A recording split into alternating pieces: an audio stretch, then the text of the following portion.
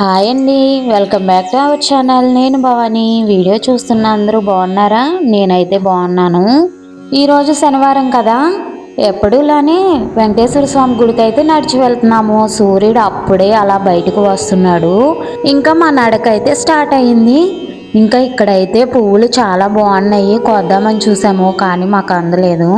ఇంకా అందుకనే సైలెంట్గా నడుచుకుంటూ వెళ్తున్నాము.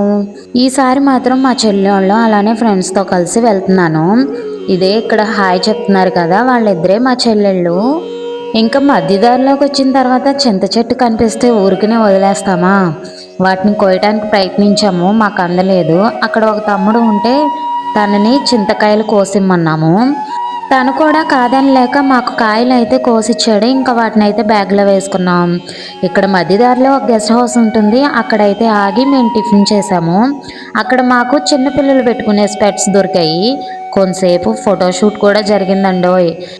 ఇంకా మొన్న వారం అయితే ముగ్గురమే ఉన్నామని చెప్పి ఫీల్ అయ్యాను కదా, ఈ వారం అయితే 5 మెంబర్స్ ఉన్నాము.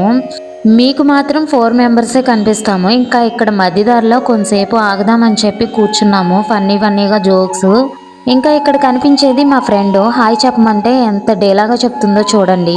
ఇంకా ఎలా అయితేనే గుడి దగ్గరలోకి వచ్చాం. ఇక్కడ ఎడ్ల బండ్లు కనిపించేసరికి మళ్ళీ చిన్నప్పటి జ్ఞాపకాలకు వెళ్ళిపోయాను. ఇంకా గుడి దగ్గరికి వచ్చిన తర్వాత కొబ్బరికాయలు అయితే తీసుకున్నాము. గుడి లోపలికి వెళ్ళిన తర్వాత స్వామివారికి పసుపు కుంకుమ అవి సమర్పించి స్వామివారి దర్శనం చేసుకుని వచ్చి ప్రసాదం తీసుకున్నామా. ఇంకా ఆ తర్వాత భోజనం చేసి వెళ్దామని చెప్పి ఆగాము. నేనైతే ఒక చింతకాయ తిన్నానండి. ఇంకా ఆ తర్వాత అయితే ఒక్కొక్కటిగా ప్రసాదాలు పంచి పెడుతున్నారనమాట. అక్కడ నవ్వుకుంటున్నాము, ఈ ప్రసాదాలతోనే పొట్ట నిండిపోయేటట్టుందని చెప్పి.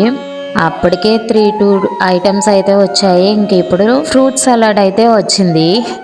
మామూలు నవ్వు కాదురా అయ్యా, అసలు ఎంత పిచ్చగా నవ్వుకున్నామో మేము. మన ఛానల్ని ఫస్ట్ టైం ఎవరైనా చూస్తున్నట్లయితే ప్రీవియస్ వీడియోస్ చూసి మీకు నచ్చితే మన ఛానల్ని సబ్స్క్రైబ్ చేయండి, అలాగే వీడియోకి లైక్ చేయండి.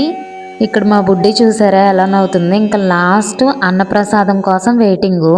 ఇక్కడ మా చెల్లి కూడా అదే చెప్తుంది, లాస్ట్ ప్రసాదం అని.